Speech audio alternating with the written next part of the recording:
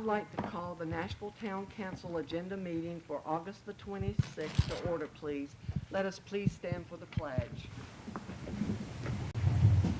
I pledge allegiance to the flag of the United States of America and to the republic for which it stands, one nation, under God, indivisible, with liberty and justice for all.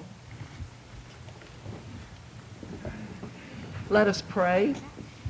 Father, we invite you into this town council meeting tonight, seeking your wisdom and your guidance to treat our citizens fairly in all ways, in your name. Now it is time for public comment period that does not deal with the items for the joint public hearing. And I have Wendy Chapman, if you come forward and give your name again and your address. Mayor, Yes. as a matter of procedure, would you mind reading the instructions to the audience about how tonight's meeting is going to go? Okay. And then you will present the first public hearing. Okay. Well, it's all in there. Okay, Ms. Chapman, if you just, this will take about 5 minutes. Are you comfortable standing there while I read it? Good evening, everyone, and thank you for attending tonight's meeting of the Nashville Planning Board and Town Council. We have 3 public hearings on the agenda. A rezoning of 9.48 acres at 609 Weston Avenue, a special use permit for more than one multifamily building at 608 Weston Avenue, and a special use permit for more than one multifamily building on 12.6 acres of land on East Old Spring Hope Road across from the Cross Creek subdivision. The Town Council will not make a decision tonight on the rezoning or special use permits. Tonight's meeting is to obtain public comment on the rezoning request and to receive factual testimony on the special use permit request. Upon conclusion of the public hearings, the Planning Board will discuss the rezoning request and special use permit request and formulate recommendations to the Town Council on them. The Town Council will decide on the rezoning and special use permits on Tuesday, September the 1st at 7 p.m. during its regular council meeting. Tonight, the public hearings will go as follows. I will request a motion and a second from the council to open the public hearings. I will introduce each item. Our planning director, Sherry Moss, will summarize and show each one. Then the applicant will explain and show his or her request to the town council and planning board. Planning board members and town council members will ask questions of the applicant. After that, I will open the floor to the public for their questions and statements. For the rezoning public hearing item 5A, speakers do not have to sign in with the town clerk, and they may state and express their support or opposition of the requested multifamily rezoning and their reason why. Comments and statements at this portion of the meeting must pertain to the rezoning of the property from R10, moderate residential density, to multifamily, high residential density, the compatibility and appropriateness of the multifamily zoning classification with existing area land uses, and the multifamily zoning's overall harmony with the area. Letters, petitions, and signatures in support or opposition of the rezoning may be presented at this time. However, any statements within them that do not pertain to the rezoning will not be acknowledged by the town council or the planning board. The special use public hearing items 5B and 5C by North Carolina state law are quasi-judicial proceedings. By law, these public hearings must be conducted like court proceedings with witness, testimony, evidence, and exhibits. Those that wish to speak must sign in with the town clerk and be sworn in by myself prior to speaking. I will do a mass swearing in of those in this room who want to speak. For those outside, I will swear them in individually before they speak. Per formal court proceedings, speakers may only give testimony that is based on credible and factual evidence. No opinions, hearsay, myths, or baseless conjecture is allowed. If someone is going to say the proposed development will decrease the value of their property, it must be based on an appraisal or written statement from a professional realtor and submitted for the record. Also, petitions and signatures in support or opposition of the special use permit are not permissible because they are not sworn testimony. All speakers must speak from the microphone, stand so their statements can be heard by all, and recorded in the public record of the meeting. Everyone is expected to be respectful and polite during tonight's meeting. At the end of each public hearing, I will ask 3 times if there is anyone else who wishes to speak or give testimony. Upon the 3rd call, that public hearing will be closed and no further public comment will be allowed on that matter. At the conclusion of the 3 public hearings, the council will adjourn its council meeting and the planning board will commence its advisory board meeting. The planning board may direct additional questions to the applicant, but no further public comment will be allowed.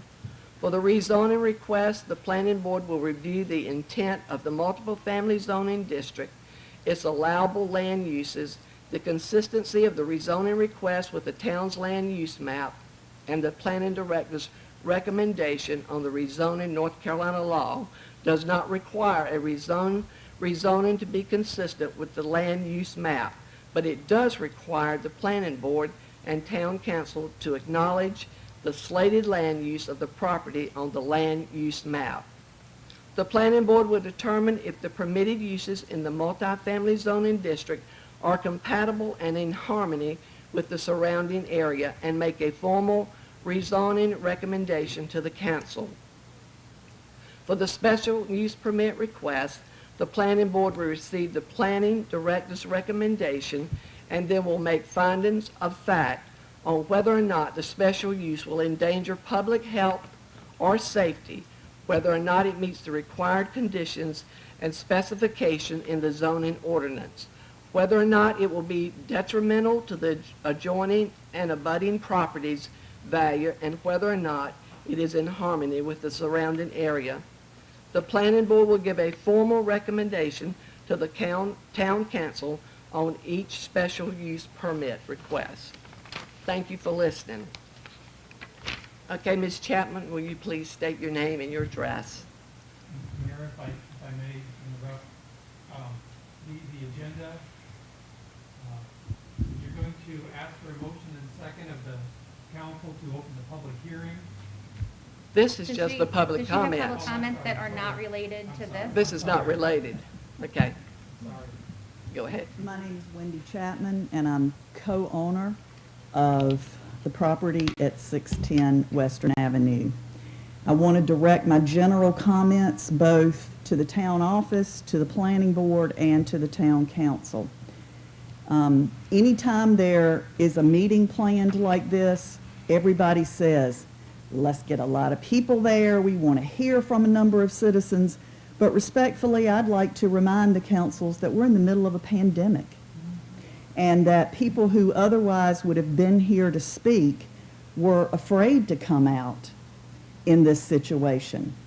In fact, I didn't even want my 89-year-old mother here tonight.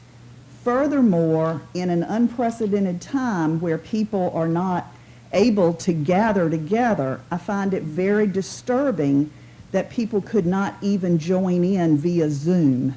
There were people who wanted to speak, who called the town office and were told that that was not an option. Secondly, if the town council is truly a council of the people, then please, please re-examine your ordinances and practices disseminating information and assuring that all of the people in this community have a fair voice. When a project of this scale that will affect an entire community is proposed, all of the people in that area need to receive notice, not just the adjoining property owners. Timely notification of changes to the newspaper in order for citizens to know what's going on is critical. And following your own required timelines for posting the agenda ahead of time instead of doing it the day before. Finally, I have been unable to get a valid response from anyone regarding why both a rezoning hearing and a special use hearing on the same property is being held in the same meeting in the same night. The response has been because Nashville has always done it that way and because it is convenient.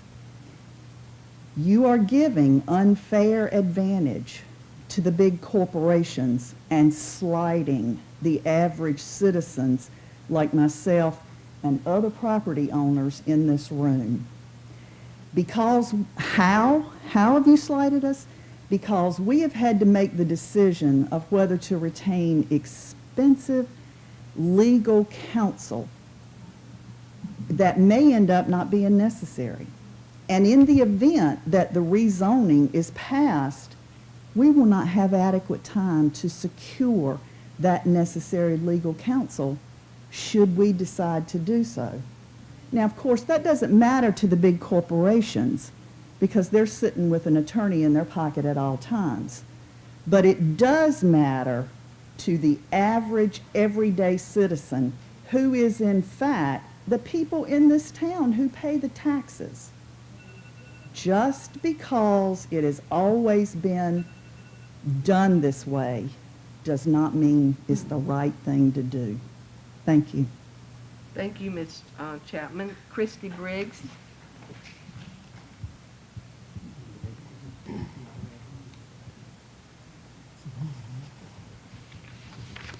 Thank you for the opportunity to express my opposition to the rezoning of the property. Hold on, wait, this part we have to go into, the hearing portion of it. You would Is have this to just- wait to the next Right, we're one. just taking Okay. general comments that don't have to do with Okay. the hearing, sorry. Are there any other general comments? If not, do I hear a motion that we go into our joint public hearings? So moved. Second. All those in favor, let it be known by saying aye. Aye. Motion carries. Let us now look at item A. Public hearing to receive comments on Z 2020-03, request to rezone property located at 608 Weston Avenue from R-10 to medium-density residential zoning district to M-F multiple family residential zoning district. This parcel contains approximately 9.45 acres and is identified by Nash County Tax Parcel Number as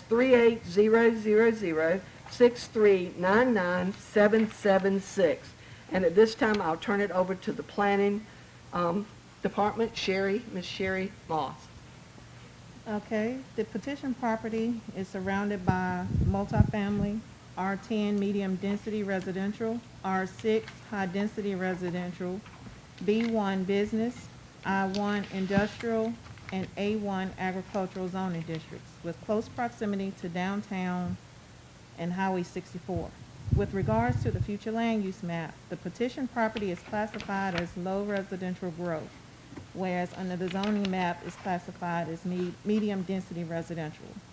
The surrounding areas, according to the future land use map, are low, medium, and high density residential growth, agricultural, industrial, and commercial growth. However, with regards to the surrounding land uses, the proposed amendment would keep the residential character of the area. The rezoning request from R10 to multifamily as presented is to allow multifamily land use to be established at the petition property. Currently, the multifamily land use is not permitted under the parcel's current zoning district.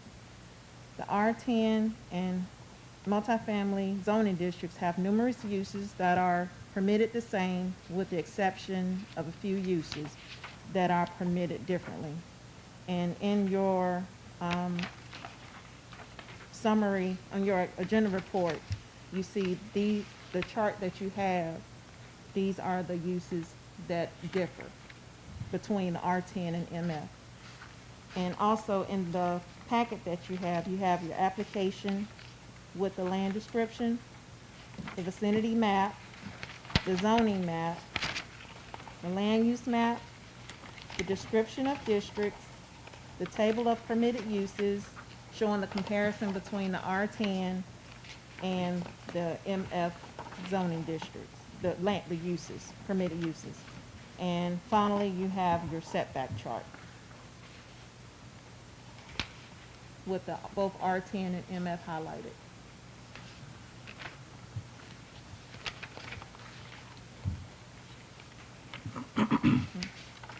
Have you finished? Is Yes. that, okay.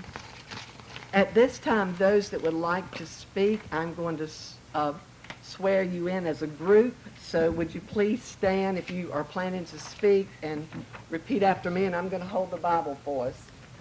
Mayor, for the rezoning, you don't have to swear people in for the public hearing on the rezoning. It's only for the conditional use. Okay, thank you. We'll get this squared away soon, I'm sorry. All right, let's start with Christy Briggs, since we had her sit down.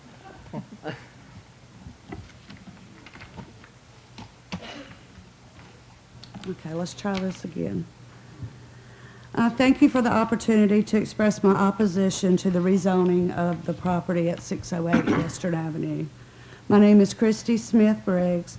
My parents built our home 2 lots down at 612 Western Avenue, and I grew up in that house, and upon my mother's death, it will belong to me. I'm opposed to the rezoning because I feel that allowing the construction of 6 three-story apartment complexes with a total of 144 units will be detrimental to our neighborhood and to our town. Number one, it will create a traffic nightmare. Most likely, it will necessitate the widening of Western Avenue, which in turn will require that the property owners, like my mother, will have to forfeit much of their front yards. This decrease in road frontage will have a negative impact on our property value. There will undoubtedly be a tremendous increase in noise. Most importantly, the statistics on crime associated with such large multifamily housing properties frightens me terribly. From the research I've done, I've learned that there is a significant increase in crime in and near high-density apartments, which is defined as 133 units or more. Furthermore, the majority of robberies, domestic violence, aggravated assaults, and homicides have occurred in such complexes. Mayor, if I may, with regard to the rezoning, the public hearing and the statements with the rezoning can only do with the rezoning of the property, not the conditional use permit, which is the 6 buildings, the 144 units. That's for the next public hearing. This public hearing is strictly for the rezoning. That was not made clear. And that is not why any of us are here. If you read the instructions that were handed out. I just got them when I walked in the door it states tonight. that. So, Yes, you will have a chance to speak to those things at the public hearing for the conditional use permit. We're here now. Why not hear us now? Because it's very procedural. it's the same thing, though. It'll be just in 25 to 30 minutes from now that we go into the special use permit portion of it, when we can discuss that end as far as the buildings and statistics. If you want to speak generally from moving something from R10, which is the medium density, to a higher density of the multifamily units, that's what we're looking to hear about right now. Well, I thought that's what I was speaking about, the multifamily house unit. The crime, the noise, the widening of the highways, all of that relates. With all due respect, none of this is pointed to those of us who are here to speak. So can we just allow them to speak off their sheets what they're saying, and as a council and as a board, we disregard anything that has to do with the special use permit portion of it? Do you know what I'm saying? So, Yes. I mean, is everybody understanding that we're, we have multiple hearings going on right now. We're going to have 3, 2 of which are about this property and 1 on another piece of property. So it's obviously, it would be confusing if you were to come up here and talk about that other piece of property and this piece of property. We need to handle things one after another, and everybody who wants to speak will have a chance to speak, and everybody who wants to speak about rezoning can speak about rezoning, and everybody who wants to speak about the special use permit can speak about the special use permit. So everybody will have a chance. It'll be two different things, and it's simply a matter of talking about the first thing first and the second thing second. And if you want to speak about zoning and you want to speak about the special use permit, you just come up, you speak about zoning, and we'll hear everybody that wants to speak about zoning. That will be over, and then there won't be any discussion or anything like that. We'll move straight into the hearing on the special use permit. And then if anybody who wants to speak to the special use permit, which can be many of the same people who spoke about zoning, can come up. It's just simply two different things. And it's very important that it be done this way, because even though on a practical level it may seem like those are very similar things, it can be very consequential for the town if the town does not follow the proper procedures. As has already been mentioned, that the town is under an obligation to follow the right procedures. And so that's why I am telling them that they must follow the right procedures.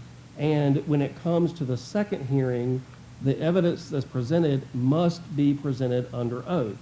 Once again, anybody who wants to speak can speak, but you have to speak under oath. And when you're speaking under oath in the second hearing, you must speak to facts, or if you want to render an opinion, you have to be an expert who's an expert able to render that opinion under that scenario. So what we need to do now is receive comments just on zoning, finish out the zoning hearing, and move into the special use. I don't think the mayor is going to be very draconian about it, and I think she'll give a lot of leeway, and I don't think, and as Ms. Burns has already mentioned, we're not trying to hamper, we're trying to get things moving along, and so we don't want to have this interruption with every speaker.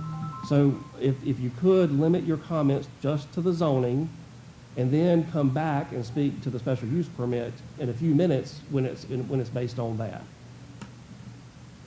The mayor, if the mayor wants to take any Let questions. me ask you something, Lawyer Edwards.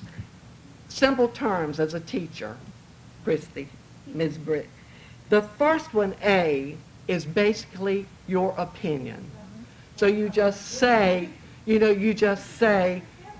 Well, see, the problem is we're starting to talk about 6 buildings, 3 stories high. Right, We're and you starting to can't get do into that. specifics. Right now, we simply need to talk about multifamily in and the general. zoning. So that just multifamily developments in general, and what you know about them, how you feel about them, and how that would impact the neighborhood.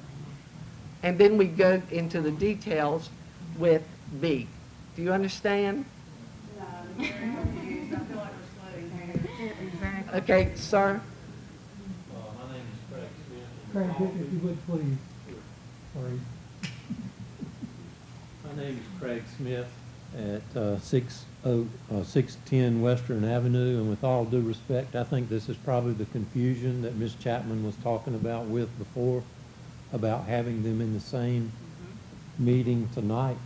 Which is the way it's usually done, right? Not just It here, in any may town. be the way it's in any done, town, but it in any hasn't been town. very clear. I think the citizens are here to speak on the proposal of the project that's associated with Yes, this. and there's a hearing just for But it that. has to be evidentiary type situation, correct. which is going to eliminate a lot of the public comments that people want to make. So the two do not intertwine together, and it makes it very confusing. So it is not getting clear information from the public on their thoughts. So it's eliminating and trying to take that out of this particular Yeah, hearing. and I can understand that, but just, once again, this has to be just on zoning. It can talk about the fact that part of the uses are apartment buildings, but we don't need to be referring to this particular project in the first hearing. But with all due respect, Mr. Edwards, I think that most of the citizens here will disagree with how this is handled now in this particular situation. Please understand that these are not rules and guidelines that the town of Nashville has drawn up for us to follow.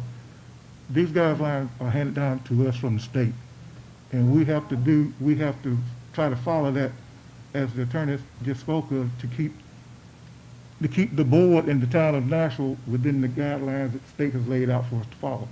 We're not trying to stifle anybody from commenting, and we do want to hear everybody's comments, but we're not, for people that haven't sit through it before, yes, it does seem like we're splitting hairs. So if Mr. But we didn't split them. The state has, and we are So- obligated to follow that. But what you said is if Ms. Briggs has comments that she wants to make about the project the second time, she's not allowed to do it unless she present you some kind of evidence. Where's She the can public speak opinion to any piece of facts that? that she wants to bring forward about the project. So, for example, the fact that, or the information that she was just reading, the crime statistics and things like that, does that count as a fact that she can bring up? I mean, that's getting close, but yes, I mean, it's the, you know, because another thing that's happening, just so everybody understands, that if somebody renders an opinion that's not an expert, then if that statement is made as an opinion and it's from a non-expert, then the town council and the town planning board will just be under the obligation not to consider that statement when they're making their decision. So then at what point do the citizens get to give their opinion? Right now, we're having two different hearings right now. Simultaneously? Let me just, you know, I don't think that anything I want to say is going to completely resolve everything. I understand that, but let me just, that in the world of zoning, you have two different things that are coming to a head tonight. One, the town through the town council zones property all across the town, and each area is zoned in a different area. And then if you own a piece of property that's zoned a certain way, you as a landowner have an opportunity to an obligation to follow the rules that apply to that particular piece of property. And when that's the case, then if somebody is following the rules as it regards a certain piece of property, then the town cannot stop them from using that piece of property if they're following the rules. So when you think about that, then in the second hearing, what we're having to ask, what the town council, first the planning board will have to render an opinion and recommend to the town council, and what the town council will ultimately have to decide is whether or not this particular applicant has followed the rules. And so that's why the hearing is structured the way it is because the question that's being asked is the applicant following the rules? And then the evidence that the town board needs to receive and consider is whether or not they are following the rules or not following the rules. And that's what the testimony has to be about. Are they following the rules? Or are they not following the rules? I hope that helps a little bit. So, Actually, it doesn't. It's a very confusing situation now, especially with the way things have sort of been explained by people through the community, including, some of the office here. So, We're I going to think it hear sort of you. it takes the opinions, the public opinions, out of the equation. well, as Randy said, for multifamily designation, the possibility of there being apartment buildings is there. So if you want to talk, generally speaking, of what an apartment building would do to the neighborhood, and if you want to give your statistics now about what it looks like when there are large apartments, multifamily, things like that, those are things that you can state right now. But, expressly stating how many there are going to be, what they look like, how many units there are going to be, that's for the next hearing. Thank you. Can I finish? Yes. Okay. Basically, it just boils down to this. I adore this town. I have called home from most of my life, and I feel sure that most of our citizens feel the same. And I'm afraid this quaint community will lose its small-town identity if we allow such large complexes to infiltrate our neighborhoods. Louise Hinton, on the town council website, you stated that you want to preserve the town that we all know and love.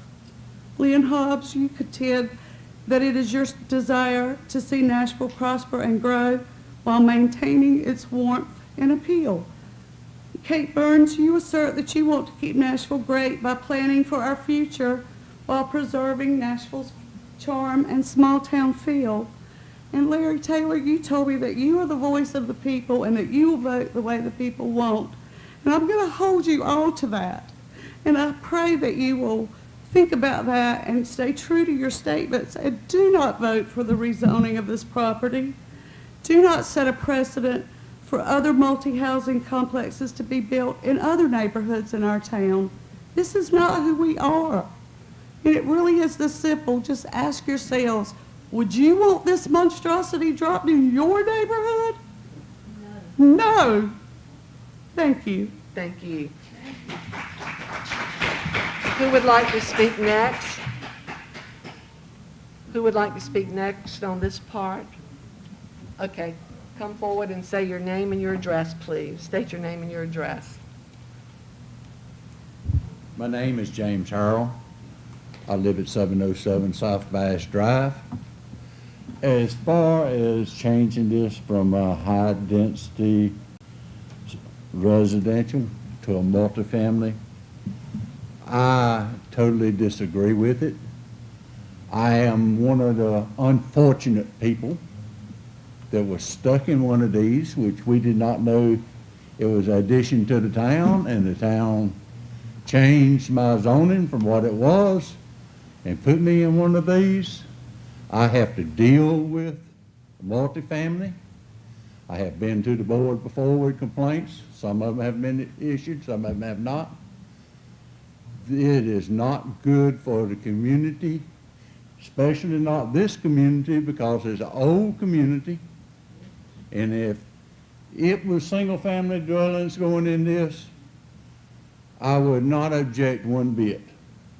But going to a multifamily where you're concentrating people, and most of the time when you go to a multifamily, you're going to people that is a transit-type people, that they're going to stay 4 or 5 years, 6 years and leave. But if they're buying a house and moving in a single family, it's going to be to what the town wants, a family-oriented business instead of, location. So I disagree with even changing it to a multifamily district. Thank you so much. Is there anyone else?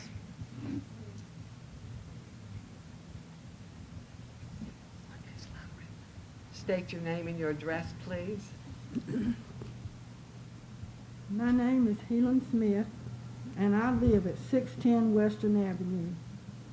I have been a tax-paying citizen in the town of Nashville since 1950 and have lived at the address I gave since 1955. I have seen my community grow into a quiet, safe family neighborhood during those years. I am opposed to rezoning this area from R10 to multifamily. I'm especially opposed to special use for the kinds of apartments that have been discussed and said that will be going there. It will completely change the total landscape of the community and just does not fit in the area of an already established neighborhood.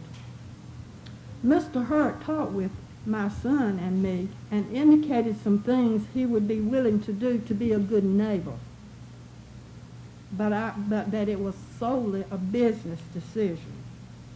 I would certainly hope that he could be as good as his word, whatever type of building is done.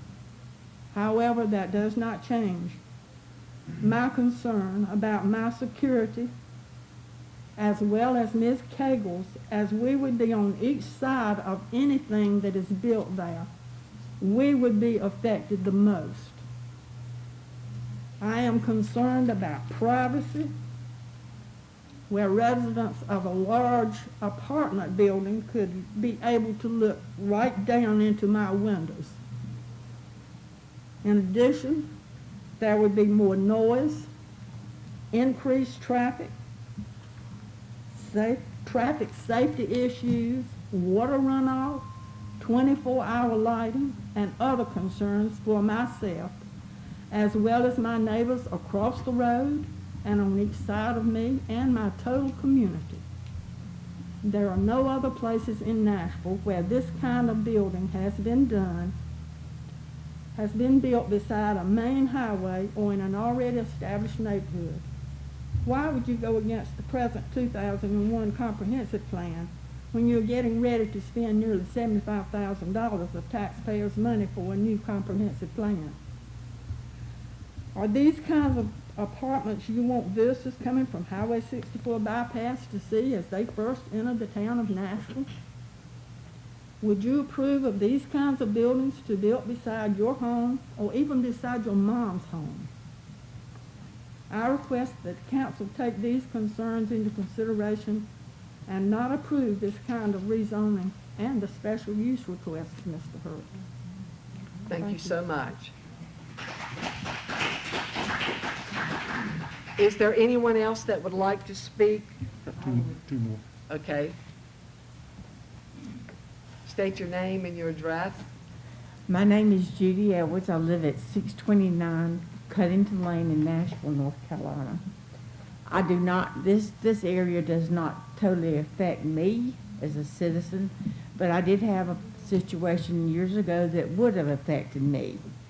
And through hard work and all this kind of stuff, we got rid of those apartments. I totally disagree. I want to represent my neighborhood, my town.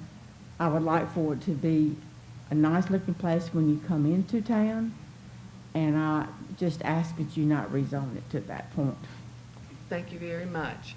Is there anyone else that would like to speak? Yes. Okay.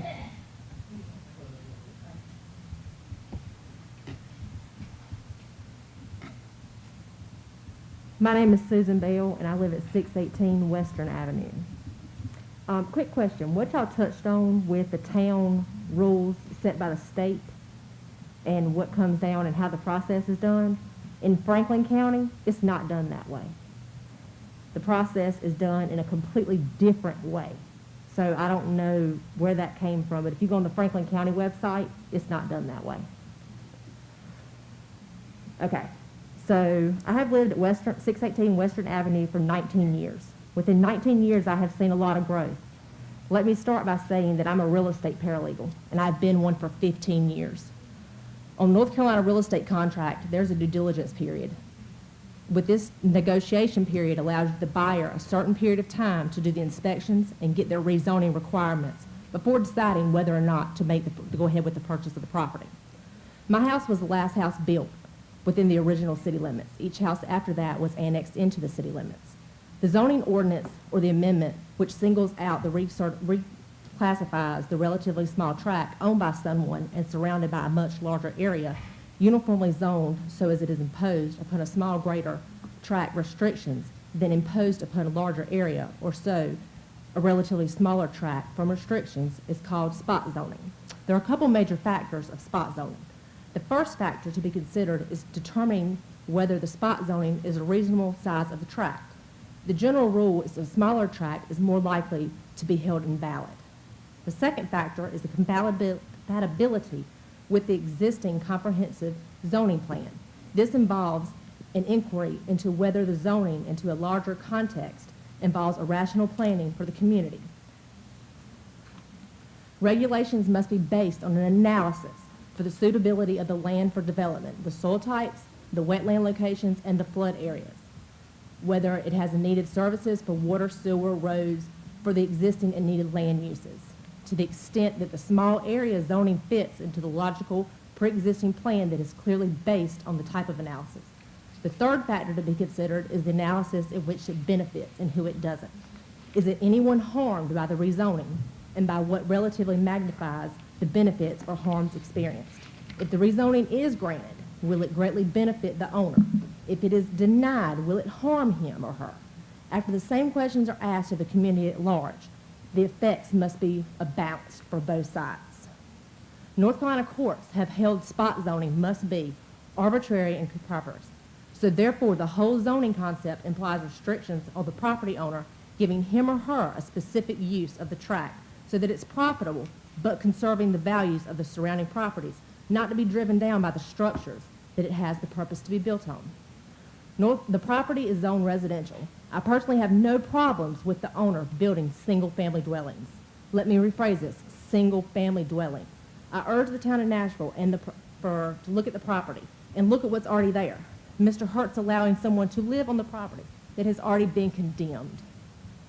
The property that is already there, again, has been condemned. What type of homeowner is going to allow somebody to live in that?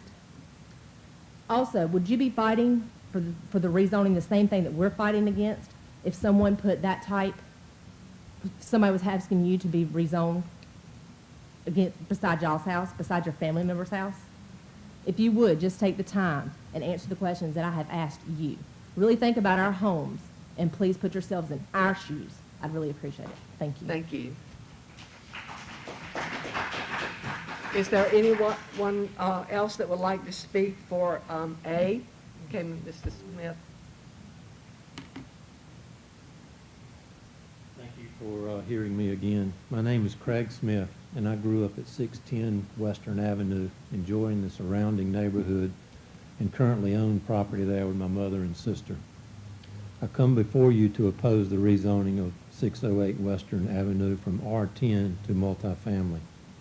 From your description of districts in the Muni Code section, multifamily is stated, designed to provide high-density areas in which multifamily dwellings are distributed with particular regard to stabilizing and protecting the essential characteristics of the area.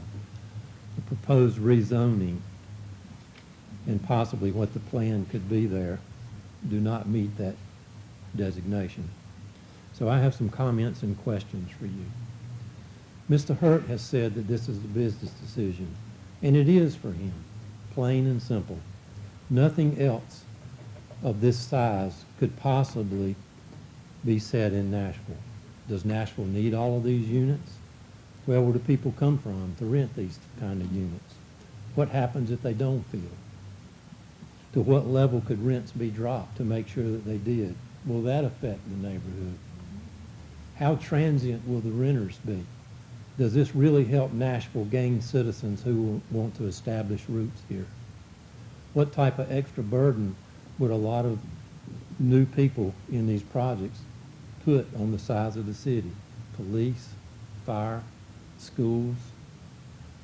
I've worked with developers and building through my career who have said when projects are in construction, that's close enough for government work. Let's do it this way. I can't see it from my house.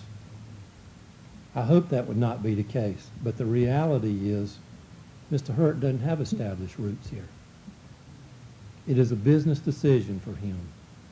Please don't let it be a tax money grab for the town to the detriment of the surrounding community. I also have knowledge of citizens who have called council members with a response. Why is it your concern? It's not in your neighborhood. Well, I'll tell you the concern.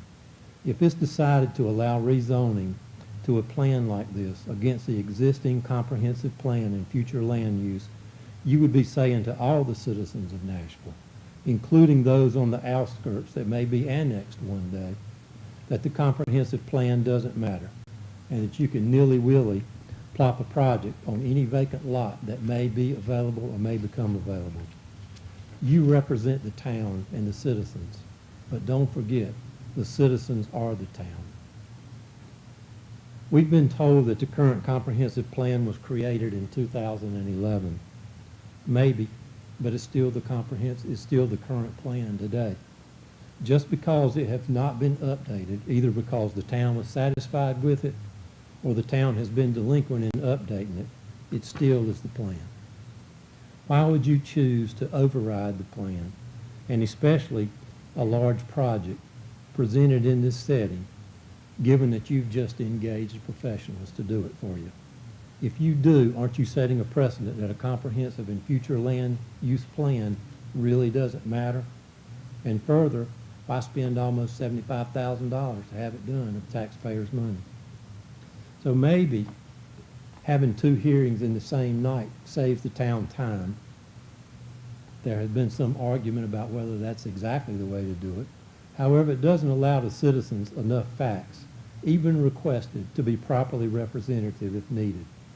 Is this project being pushed through prior to the professionals doing their job? The optics on this just don't look good.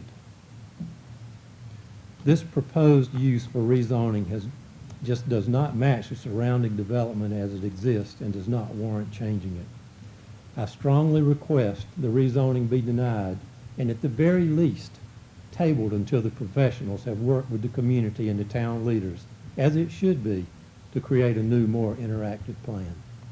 Thank you for your time. Thank you.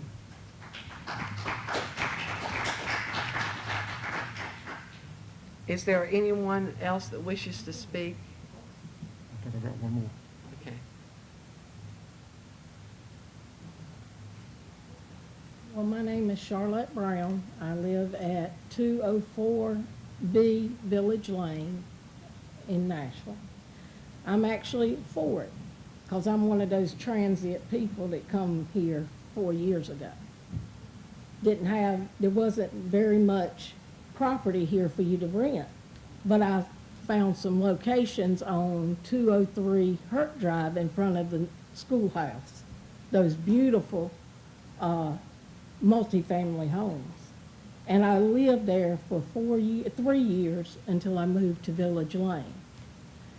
I'm actually buying a house at 601 Cuddington and having it built because I found Nashville as a place that wants people to come in and grow and be part of the community.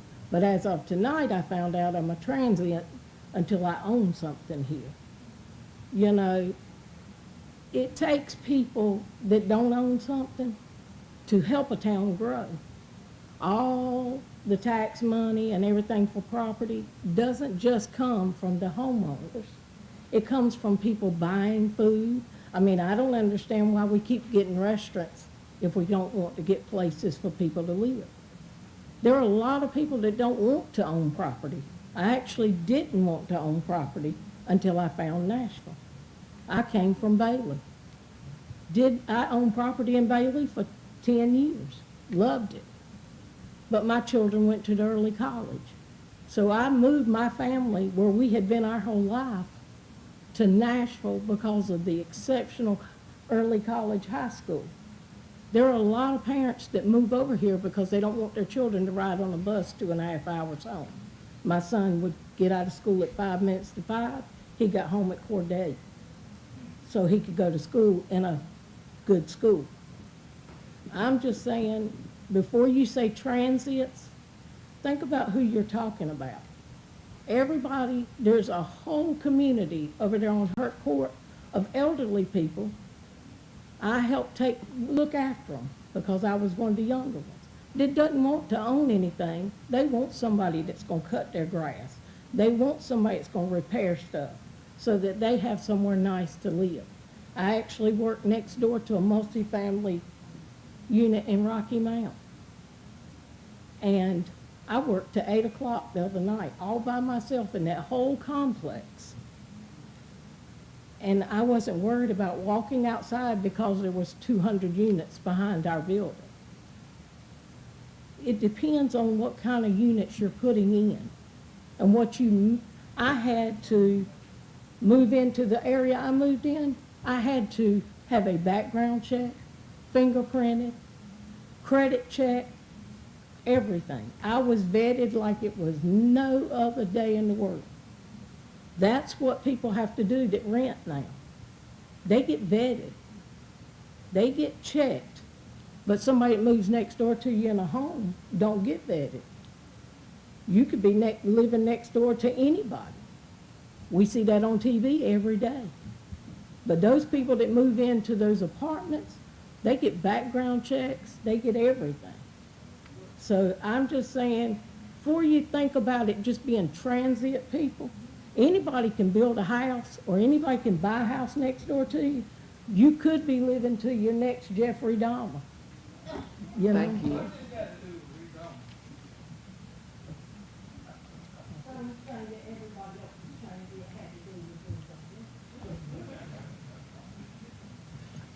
Where was the next person that wanted to speak over here? Okay, go ahead. My name's William Bell. I live at 618 Western Avenue. On the states of facts, if you come in, rezone this as multifamily, the schools here is going to suffer. They already suffering. They're already overpopulated.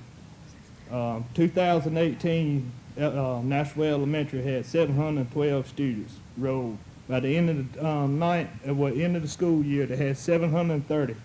And by the kindergarten, for example, had 18 students in each class. They were overpopulated by 3 students. First grade, overpopulated by 2 students. You start bringing families in like this, yes. I ain't always on property here, but I have. I own a house, a single-family dwelling. So I'm opposed for rezoning this. I've seen the crime. That's all I want to say. All I'm nice, I can say. Thank you. Next, please, the gentleman over here in the red shirt.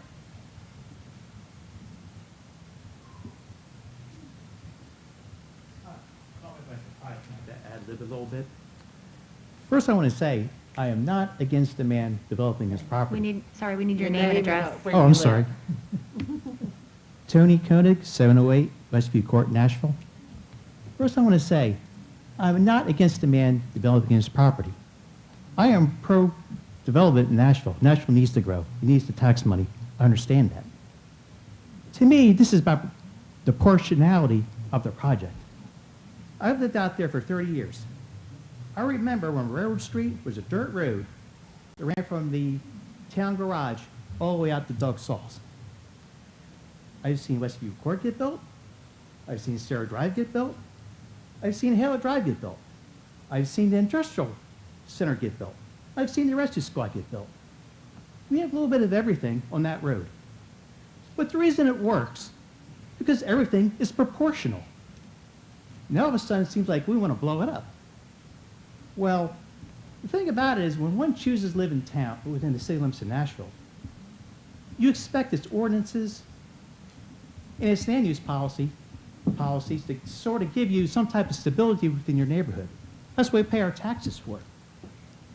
Well, if we're not going to follow the present land use policies that are in effect, so you have that stable growth within your neighborhood, why am I paying taxes? You know, I'd be just as good to live out in the county, pay half the taxes, and take my chances. I'm not against the man developing his property. But the problem is, what needs to be built out there needs to be proportional to what's in the neighborhood now. You know, when you come, Western Avenue, when you think about it, is the last road that you have that you can come off the main road and still see a slice of Nashville. You see a little bit of everything. This is Nashville. It's not all Burger King or McDonald's. It's not all Walmart or Food Line. This is probably the last residential street that you have that comes in off a main road. And that's my thing about it. You know, I'm not against the growth. Man can develop his property. That doesn't bother me. But it needs to be kept proportional to what's already in the neighborhood. And that's all I'm asking. Keep it proportional. We have single-family homes out there now.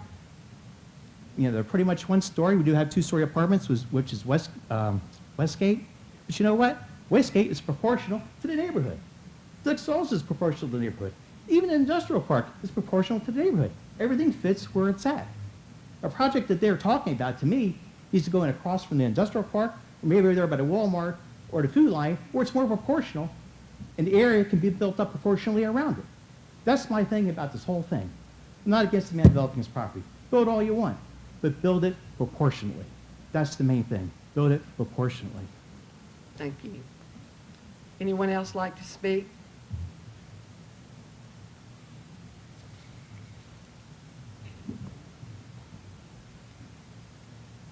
Kenneth Flies, 728 Westview Court, Nashville. Good evening, Mayor, City Council member, Planning Board Committee members. Come before you today to voice my concern about the proposed zoning that's going to be going at 608 Western Avenue. I'm against changing the zoning requirements because I don't think it's like what Mr. Tony just said about it being proportional. Let's keep it proportional all the way around. And then the reason I'm against it, it'll become an eyesore and it's going to drive area property rates down, and it's also going to bring an increase in noise and traffic. How many of y'all have drove down Western Avenue recently, and especially in the mornings, where it is hard to be in bumper-to-bumper traffic trying to go to work. And then imagine putting in more multiple unit houses, and you're going to increase traffic twofold. And I want to be clear, I'm not against development. In fact, I support it. However, I want to keep the harmony in the area. Let's put just single unit, single family homes there. And then if you are going to put something here, we need to talk about, are you going to widen Western Avenue? Are you going to have sidewalks, more public issues, everything. And then also, if you had the building built beside your house, how would you feel? If you had it by your dad's house or your mom's house, how would you feel? And I really believe that this community in Nashville, I moved here 2 years ago, and I have not regretted a single time moving here until now. And I'm hoping that after this hearing that the planning board and council and the town council, they will say no to this proposal, and we'll just keep it as single family, because all the other neighborhoods around us, we don't never hear anything from them. And I just hope that you will take all my concerns and listen to them and vote against it. And my wife, she would have been here tonight, and but she had to work, and she echoes the same thing. Thank you. Thank you. Is there anyone else that would like to speak? Oh. State your name and your address. Joey Rabel, 404 South Austin Street.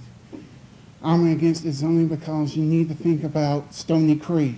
Stony Creek is near that subdivision, and also the highway traffic, because I work at Domino's Pizza, and I go through that street almost every time I go to work to go to Momeyer and Western Avenue, to the apartments, to Sarah Drive, and all that.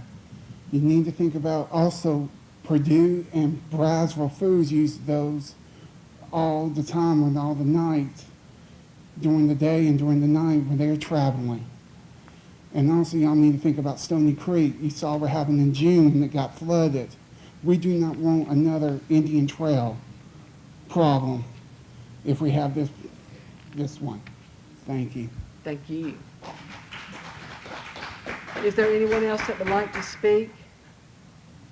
State your name and your address, please. Good evening. My name is Mike Tolson.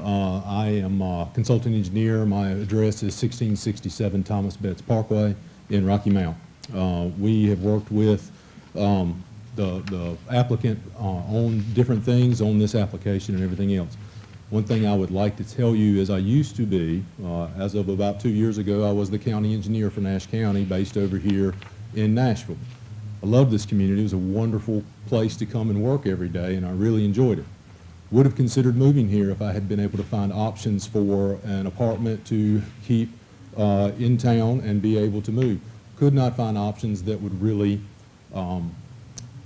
suit my family's needs, and it would have been just a weekly house for me to have traveled to and turned around and gone back to my home place, which is in Edgecombe County, on the weekends. I would say that there is a lack of available housing in this town. Couldn't find a single family home, couldn't find an apartment that really suited our needs at the time. Having worked with this specific developer and knowing the kind of product they put in, I would have considered that had this been an option at the time when I was working here in town and for the county.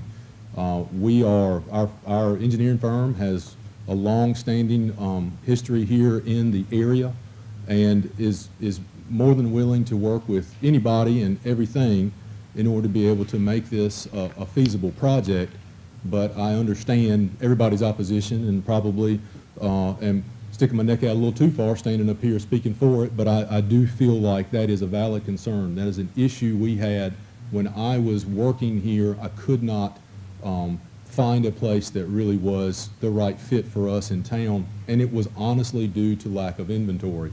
I don't know if that's changed in the past couple of years, but I would tell you that it's a concern, and there's a lot of people that look for that. My wife was most recently the lead veterinarian with the Nash Community College Vet Tech program, and a lot of her students could not find good apartment space and good places to live. And several of them would have been able to enter this market rate apartment and be able to work in a multifamily and still maintain their jobs at, go to school and maintain jobs around this area, but a lot of them wound up having to live at home and not be able to commute back and forth to school and to work and to fit their schedules. This is the kind of development that would locate that sort of young crowd, or this kind of zoning and this kind of development would open the door for that sort of crowd to come into town and inject a little more diverse and wide varied background into the area. I think that you have a big college that, a big community college that could feed quite a bit of this. You have hospitals, you have lots of, different professions that are looking for this sort of multifamily type thing. They don't want to have a house. They need somewhere to be while they're on shift, just so they can come in town and do their work, and then they have other remote properties that they go and live at. And that's exactly the situation I was in when I was here. It was a 45-minute commute, and it began to be a very long commute when it came to serving here. But again, I enjoyed serving the community, loved the town. There was not an option for me at the time. So, but I would tell you that you need to seriously consider being able to allow an option like this in the town so that you have those kinds of options available for those people who would be considering Nashville and not close the door to them. So, thank you. Thank you. Is there anyone else that would like to speak? Yes, sir. Hey, good evening. My name is Chris Winstead. I live at 216 Lucille here in town, and I just wanted to speak my opinion on opposing this program here. I won't rehash what everybody's had to say to the gentleman that just spoke. I don't think there's anybody in this room that's against having some more housing. Put 10 houses over there. Put a couple of duplexes. Nobody's really against growth, I don't think. And we certainly don't want our small town to lose its charm, but we also don't want it to die. But it needs to be kept in proportion, like the other gentleman said. I travel that road every day, several times a day. I don't want the traffic. There's better places for a project like this to happen. No one would want that next door to their home. For the very things that were stated here, I don't want anybody looking on my deck and in my window at night. I don't want 144 families living next door to me. I will ask the developer to tell me, do you have 144 living in the neighborhood right beside of you? And would you have bought the house that you live in had you had a 3-story apartment complex or a 2-story with 144 families living there? And it's not that I'm against any people who need housing. We all need it. I am in the rental business. I own rental houses. There is something to transients. You're not one of them, I don't think. And I'm glad you found housing. But it is a problem, and it's not the same as home ownership. And for anybody that's in the rental business, they know that. And again, nobody wants that out their back door. So to rezone multifamily in a big way like that is out of scale for that neighborhood. If there is land outside of town within a mile or between here and the community college, that's probably a good place to put a development like that. There's been several situations in this town where people proposed and wanted to do smaller projects, and the people of the neighborhood did not want it, Birchwood being one of them, in a parcel of land right beside the L&L store there. Those people in that neighborhood didn't want it either. And nobody does, and if you were going to buy a house next door to something, you wouldn't want to buy to that, and you wouldn't pay as much money for that as you would for a house down the road. So to say we're not going to talk about property values, nobody here doesn't believe that it doesn't affect property values. And nobody here can tell me that it doesn't. When you have 144 families coming in, you're not going to have larger problems. We don't have to split hairs over which ones they are and who they are, but you are going to bring in 144 families. There are going to be additional problems in a neighborhood that doesn't want it. So if you do serve the people, then serve the people, and don't allow this to be done this way in a neighborhood that doesn't need this. Put it in a neighborhood somewhere that accommodates it amongst other buildings of its nature so that it doesn't stick out. I don't want an apartment complex next door to me. There's a vacant piece of property, and if we're gonna do special zoning and do spot zoning, and we're gonna allow people to come in and throw money around and get what they want, I may have one next door to my home. I don't want it. That house has been there since 1949. I shouldn't have someone come in and stick something like that under me, and I shouldn't have a council that would change the rules in midstream and put something there that's undesirable. We do need some housing here. Nobody's against it. It needs to be proper. It needs to be scaled to size, just like the other gentleman said. So I just wanted to voice my opinion against it. I hope y'all will consider, and I hope you will consider whether you would want this in your backyard, and would you buy the house at 610 or 612 if there was 144 families living at 6'8". I don't think anybody would. So that's all I wanted to say about that. Thank you for your time. Thank you. Is there anyone else that would like to speak to A? Yes? How y'all do? I take this thing off. About sitting in the parking lot trying to listen to y'all, and it sounded like Kenny from South Park. So I missed a lot of the what you're supposed to do and the procedures and all this stuff. So I'm just going to start out with some background about myself. Just give your name and your address, All right, please. I will.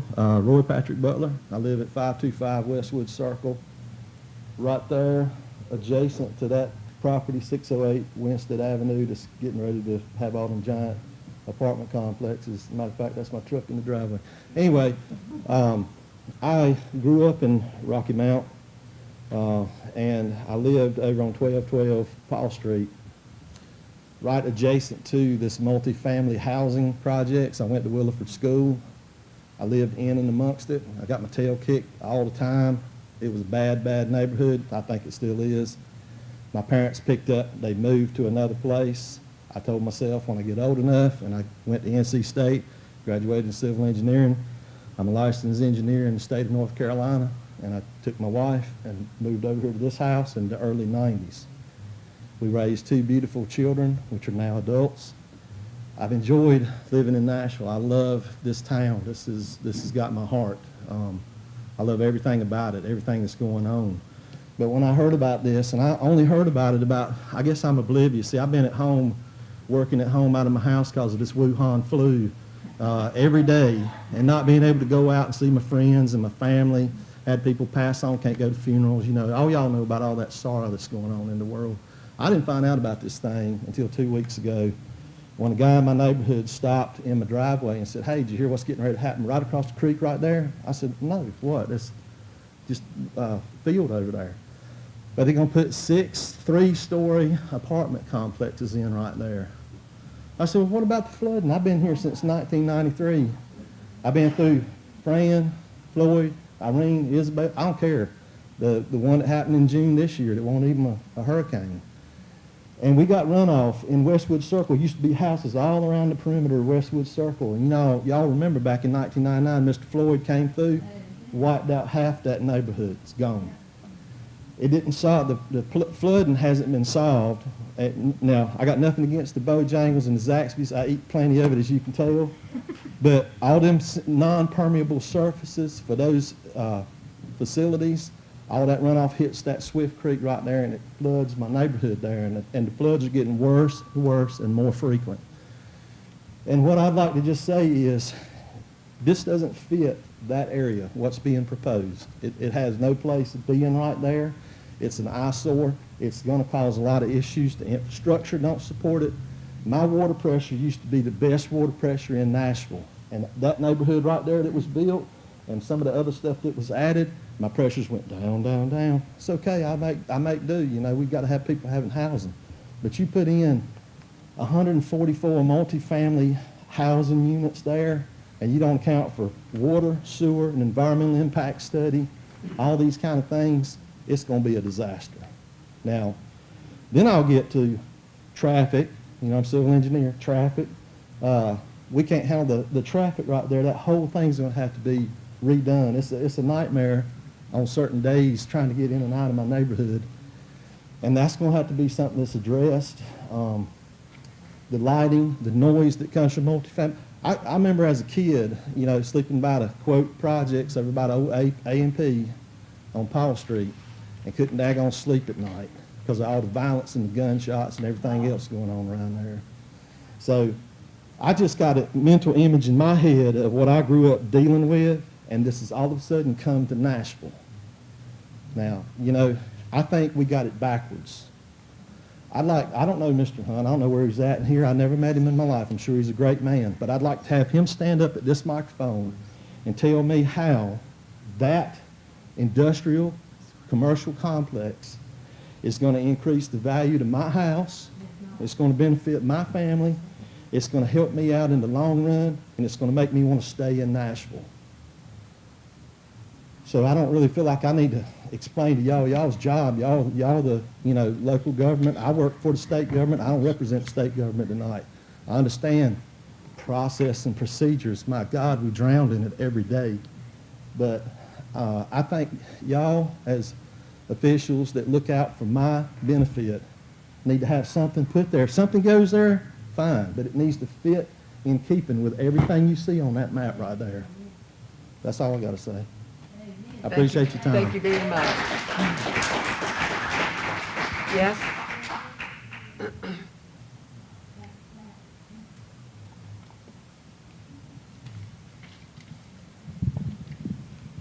I'm still Wendy Smith Chapman from earlier. I grew up in the neighborhood next door to the property at 608 Western Avenue and currently co-own the property at 610 Western Avenue along with my mother and brother. I love Nashville and I love that neighborhood. And frankly, I have given serious thought to moving back and building a home of my own behind my mother when I retire in 2 years. I currently live in New Bern. I lost my husband last year. And so I have given this serious thought. But I'm very much opposed to rezoning this property to multifamily. This neighborhood once was agricultural, and we played in the wheat and cornfields growing up. And it has, over the past 60 years, grown into a primarily single-family residential area that is an established, quiet neighborhood. Rezoning this area to multifamily will be a huge disruption to the harmony of this community. There will be significant noise issues, 24-hour lighting issues, negative traffic impact, and, as this gentleman mentioned, potentially destruction of many of the beautiful trees along that property that currently provide protection against erosion and runoff, which we know is an issue there. There are going to potentially be safety issues during construction, safety issues after construction. We talk about protecting our citizens. Just the grading process of that property over there is going to create a huge amount of dust. My mother has pre-existing pulmonary conditions, and that's just not going to be healthy for her or anyone else in that area. There's no way that anyone can with certainty say that placing a multifamily development in that property will not negatively affect property values. I wonder if you all are aware that there are already people who live in that neighborhood that are making plans to move out of the area if rezoning goes through. Does that concern you? Will I consider moving back here and building behind my mother on our property if this rezoning is approved? Absolutely not. Frankly, I'm perplexed that the planning board and the town council would drop this kind of multifamily development on top of a tax-paying citizen who has lived in this neighborhood for 70 years and has actively helped to grow the town of Nashville. I know where a lot of you live, most of you, in fact. And so I ask you this question. Would you vote to have this done in your neighborhood beside where you live? I'm also perplexed that the town planning board and town council would go against a current comprehensive plan. I understand that the plan may need to be updated. So why, when the council has already hired a professional planning company that is going to cost the taxpayers of this town mega bucks, would you make rezoning decisions now? Do you feel you're more qualified to make those decisions than a professional planning company would be? North Carolina General Statute 153A and 160A require that zoning regulations are made in accordance with a comprehensive plan. A rezoning decision on a relatively small parcel that does not consider the effects of the rezoning within the larger community context violates this mandate. Based on all the information I've been given, this is a perfect example of illegal spot zoning in North Carolina. And I certainly hope and pray that the town council will vote against this rezoning so that this matter doesn't have to go any further. Thank you.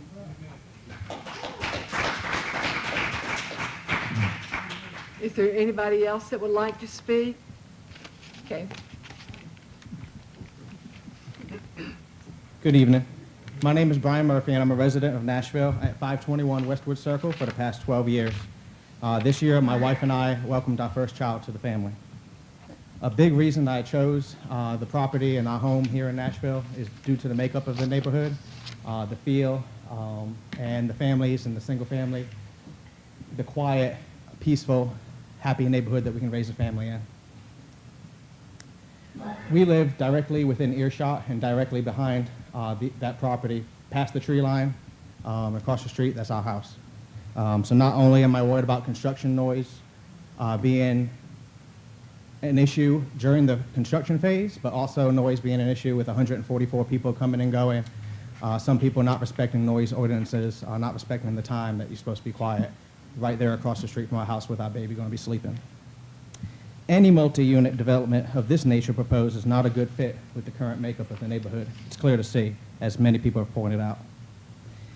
It would be too close to downtown. It would also negatively affect the traffic flow.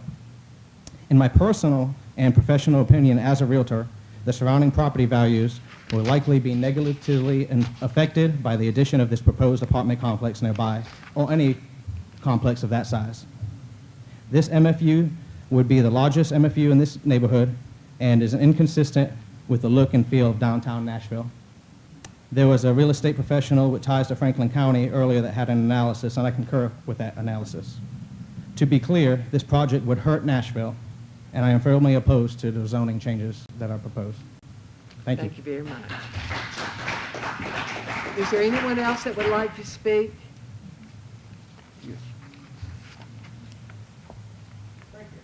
Hi, I'm Ed Batchelor. I do live in Raleigh, North Carolina at the moment, and I live in a large development with many condos and apartments throughout it. I grew up in Nash County, in Spring Hope. My parents were lived here for well over 80 years. We're a part of this town. My father was a teacher, and I'm so happy to see how Nashville has continued to grow and prosper, where Spring Hope has really sort of suffered.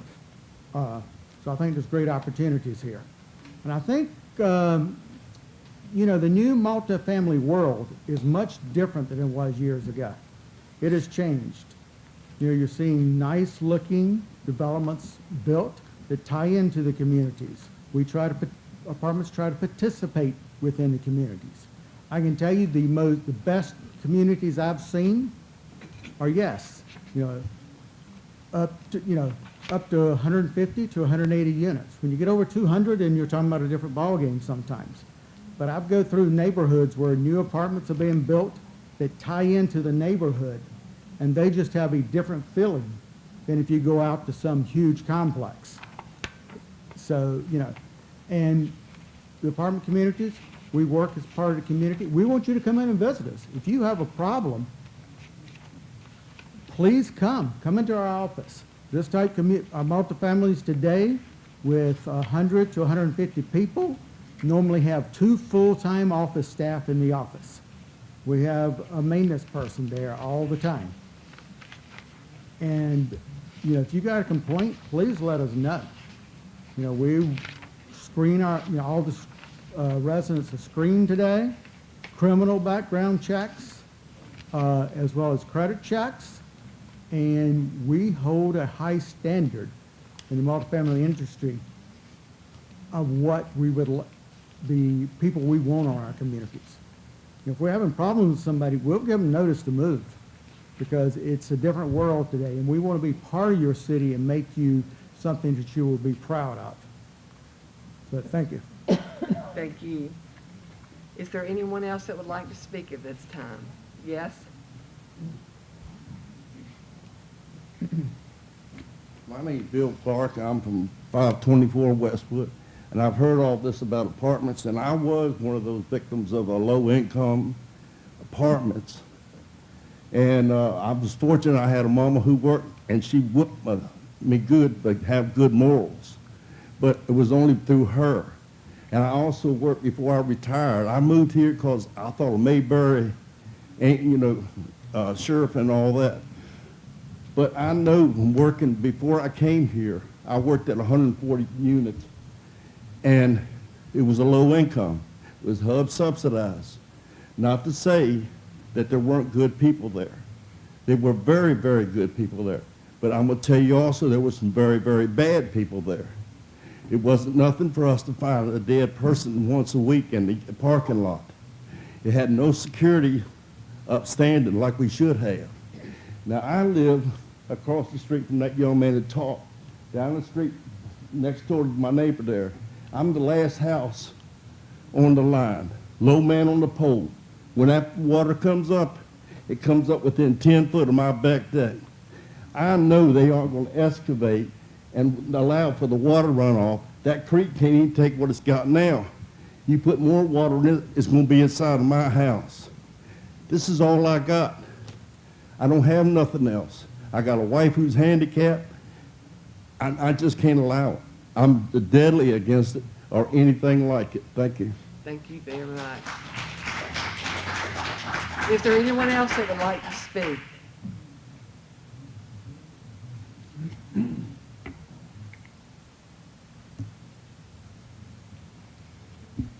Good evening. My name is Dwight Jordan, 713 Westview Court here in Nashville. For full disclosure, I am a member of the Town Planning Board. But for this particular project, I am recusing myself because I am totally against this project. People have spoken up tonight and have given a lot of reasons why they are against it, and I don't have anything else to add, other than when you think about traffic on Western Avenue, you need to start thinking about the kids who got to catch the bus right on Western Avenue. The school bus comes up and down Western Avenue every day that kids are in school. Kids have to walk up and down that street to get to the bus. Now, if we care about our children like we claim we do, then multifamily does not fit in that location. Now, we're not against development, as so many people have said, but it's the size of the development that's going in that spot that we are against. You need to ask yourself, and you've heard this before tonight, do you want it in your neighborhood? Do you want it behind your house or beside your house? Do you realize I look out my back door, I'm looking at apartment buildings. Do you realize if I look out my kitchen window, I could be looking at a proposed multifamily unit across the street? Now, do you think I want to be able to I would like to see something different other than a bunch of apartments around me. So I really appreciate you listening to all of us. I really appreciate you being considerate. But I'm asking for you to reject this project. Thank you. Thank you. Is there anyone else that would like to speak? Is there anyone else that would like to speak? Anyone else like to speak? Good evening. My name is Michael J. Hurt. I live at 110 Timberlake Drive in Youngsville, North Carolina. I'm glad to see we've got so much support for this evening. Thought it was a funny segue. I've been writing down notes kind of, you know, first of all, I bought this property on June 1st, okay? It's not under due diligence. I've closed on this property. And some of the comments I kind of take personal because I'm a man like everybody else. And somebody made a comment about the tenants that's staying at that property. It's the most pitiful situation I've ever ran into. There's a family of 5 that's been living in this house for the last 10 years without power. 10 years. I don't know how many people in this room knew that, but that's appalling. Yeah, because I don't know all the details, but all I know, it's still, I mean, okay, well. Okay, let's go on The with fact this. that, all I'm trying to say is that they lived there for 10 years. They lived there for 10 years, and they got papers to leave the property because if my children won't sleep in a house, I'm not going to let somebody else's children sleep in the house. And that's how I conduct my business. I'm a father. I'm 36 years old. I got 4 boys. What I'm doing today is for them, as many of you do for your children. And I'm not going to allow somebody to live in a property if I'm not going to let my own children sleep in that house. I bought properties where there was cockroaches in houses, and that when you go through the children's drawers, they got bed bugs in them. And they fought me tooth and nail to get them out. I had to evict them. But that's the kind of property owner that you're getting here, somebody that cares about the people that's going to be staying there and the people that are going to be living in the surrounding community. Mr. Hart, could you address the council, please? Yes, ma'am, I apologize. That's fine. Time out. Y'all need to give him a minute to speak and what you have to do. If you don't, you're going to be asked to leave, okay? I apologize. I get kind of worked up, and I apologize to the community. We did make several changes. I did meet with several property owners in the community, and we did make several changes based off of those communications. So to Ms. Smith, I still am a man of my word, and I will do what we talked about. And same thing to your son if we're able to get this thing approved. But first thing I want to say, again, I'm Michael J. Hurt, and I want to thank my team because my team has worked extremely hard on this. It's cost a lot of money, and we have, I have got a stellar team, and I'm only as good as the people that I surround myself with, and I promise you that what we're trying to do is going to benefit this community. I'm with Hurt LLC, and we're here today because we're seeking to rezone 608 Western Avenue from an R10 low density to a multifamily high density. We seek this zoning change from an R10 low density to a multifamily because we want to maximize the potential of this property in both residency and value. The current property value at 608 Western Avenue is $91,250. Zone multifamily, the property will be worth $329,000 alone.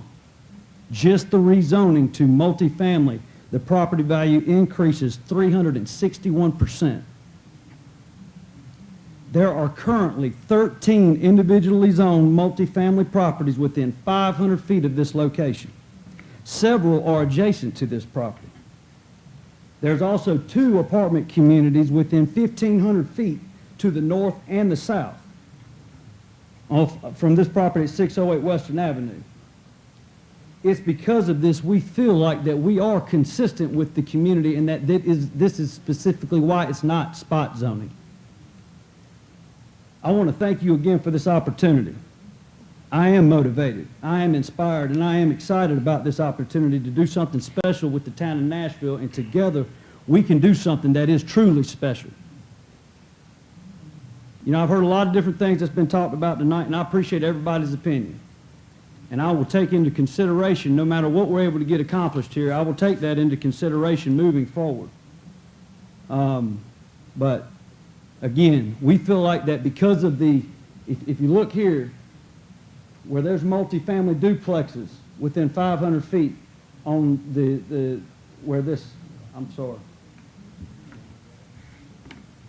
Amerson Court. There's several multifamily duplexes right there, directly across the street, running down here, where they've got this title block right here. All those are multifamily. Okay? Again, with the duplexes and the apartment buildings, we do feel like that we're consistent with the community. We do feel like that we are in harmony, and we humbly and appreciatively look to have your support to try to make this thing happen. Y'all have a blessed day. Thank you. Is there anyone else that would like to speak?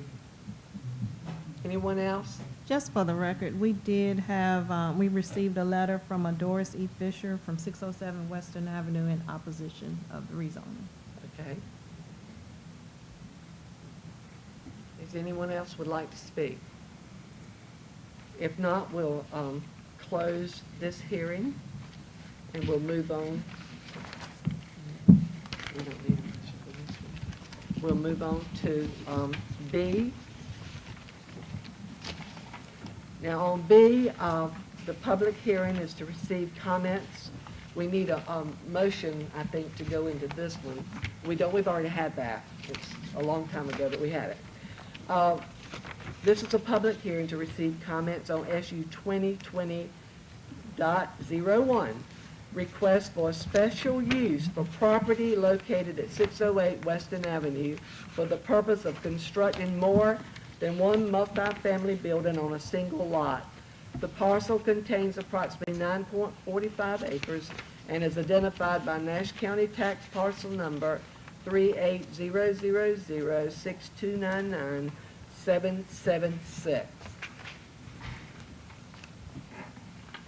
At this time, I'll turn it over to the town planner and to the presentation, and then we'll have people speak. We'll swear you in and have you to speak. All right, the applicant is requesting a special use permit to allow 6 three-story, 24-unit apartments to be established on an approximately 9.45 acre lot off Western Avenue. The applicant/owner previously requested a rezoning for the petition property from R10 to multifamily. If approved, the applicant will proceed with the special use process. The petition property is surrounded by a mixture of residential land uses, including apartments, single-family dwellings, and duplexes. Also with mixed zoning classifications of multifamily, R10 medium-density residential, R6 high-density residential, A1 agricultural, I1 industrial, B1 business zoning districts. With regards to the future land use map, the petition property is classified as low residential growth. The surrounding areas are classified as low, medium, and high-density residential growth and agriculture, business, and industrial. The proposed use would be in harmony with the residential character of the area. In granting the special use permit, if approved, the planning board and town council will consider the finding of facts A through D as stated on your agenda report. And in your package, you have your application along with the site plan, which consists of 3 pages, your quasi-judicial rules, table of permitted uses. You have section 18-114 and your revised copies of 18-115,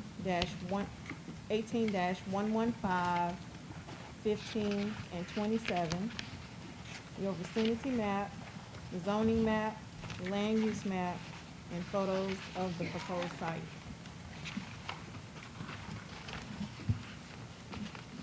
At this time, Mr. Hunt, are you ready for your for your present? Yeah. Can swear me in. Oh, that's right, I've got to swear. Everybody in this is going to talk, I'm sorry. Okay, let us stand.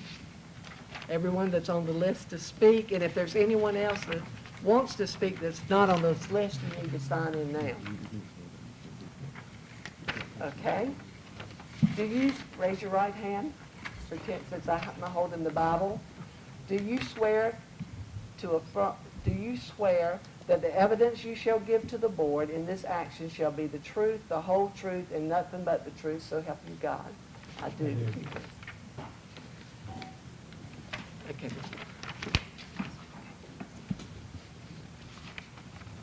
Yeah, it's Good evening. Good evening.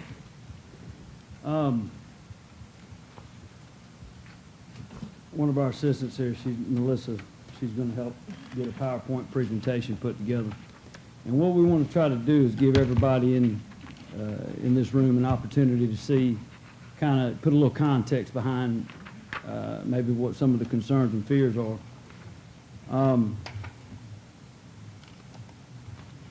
So what the community that we're looking to do is called Kendall Heights. And as the owner of her LLC, I'm sharing my intentions of the property at 608 Western Avenue. The Kendall Heights apartment community will have a positive contribution on the economic growth and development in the town of Nashville, provide market rate housing to its citizens, and economic commerce for the many merchants in and around the downtown district. We are proposing 144 upscale apartment units on the 9.4 acre tract of land located at 608 Western Avenue. As many of you know, this property is in a prime location on alternate Highway 64, within a half a mile of 64 and a half a mile to your downtown district of Nashville. The rent rates are as follows: 1 bedroom, 1 bath at $950 a month, 774 square feet. 2 bedroom, 2 bath, $1,050 a month at 1,002 square feet. And 2 bedroom, 2 bath, $1,150 per month at 1,155 square feet. These rent rates will include trash removal, water, and sewer. All tenants and residents over 18 and over are going to be required to complete a non-discriminatory credit and background check, as well as provide proof of employment. They must gross 3 times the monthly rent. Kendall Heights community will be a great living environment for the employees of Nash County Schools, Nash Correctional Institute, Braswell Foods, local police department, sheriff's department, fire department, and EMS. We envision that the Nash UNC healthcare staff, Nash County Community College, and the NC Westland staff and students may be interested as well. CSX and the DMV employees and the citizens who are currently commuting from surrounding counties may find this a viable housing option. All lower level apartments will be handicap accessible to cater to the disabled and elderly. There is a high demand for market rate community in the town of Nashville, and the Kendall Heights apartment community will fulfill that need. We estimate that this community will have a gross value of $18,750,000 when completed. This will generate $104,000 in annual tax revenue for the town of Nashville, in addition to the water, sewer, and trash pickup fees. The correct property value of 608 West, we talked about the current property value earlier, was $91,250. The proposed housing community will increase the property value 20,449%. How many capital improvements can we make downtown, such as sidewalks, rear parking for businesses, and downtown beautification?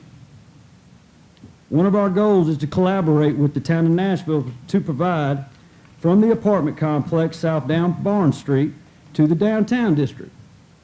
We want to encourage the tenants to walk to their downtown restaurant, shops, and merchants. Due to the COVID-19 pandemic, businesses need all the additional foot traffic that they can get. We have also been in discussion with town leaders to eventually install walking trails from the rear of this development through the Stony Hill Environmental Park and back up to Washington Street.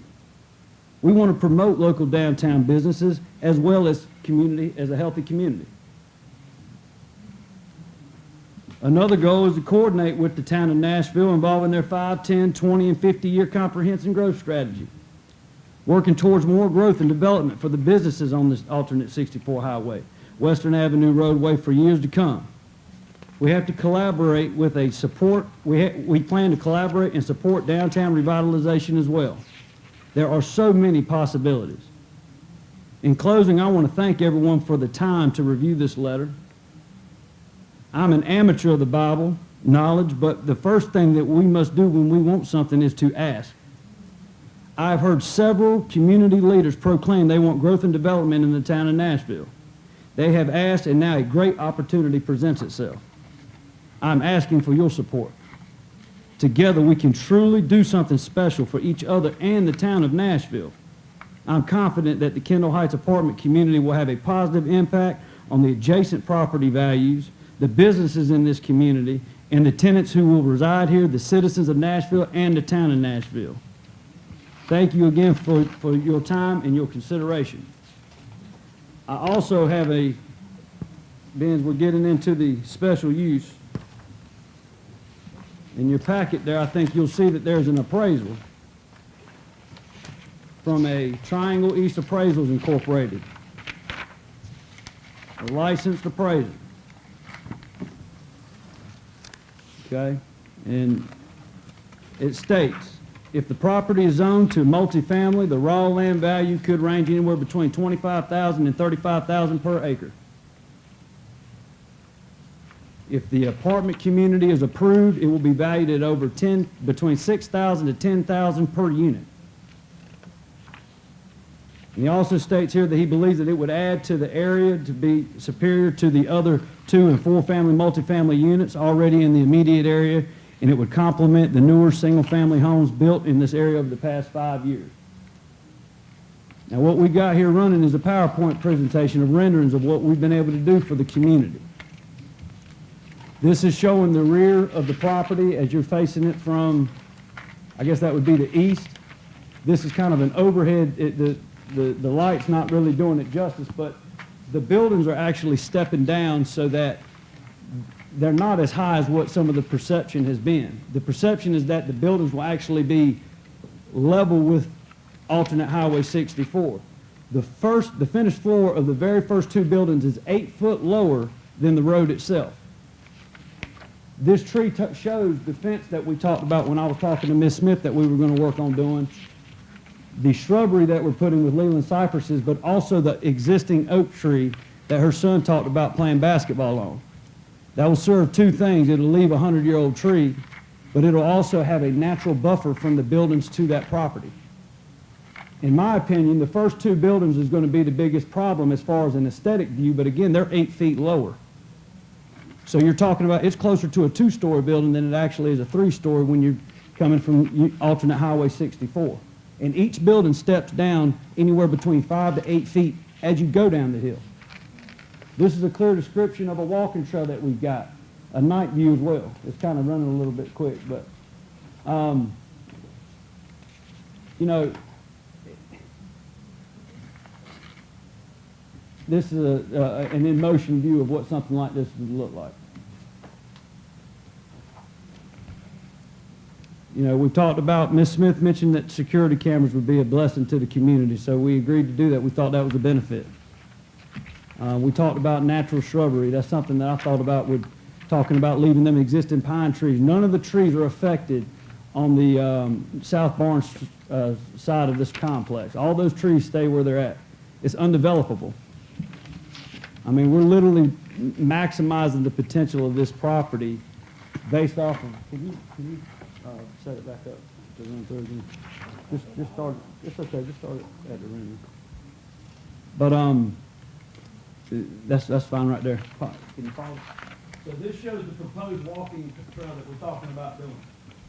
As it comes all the way down to Washington Street, it comes back up to South Barnes, trying to promote the citizens that stay in this community to come right into your downtown district, whether it's coming down South Barnes or whether it's coming up Washington Street. Every single business owner that I talk to off of South Barnes Street and in your downtown district is in favor of this community because it's going to help them with their business. Trey Braswell's in favor of this. He doesn't live on Western. Glasgow said that they were in favor of this.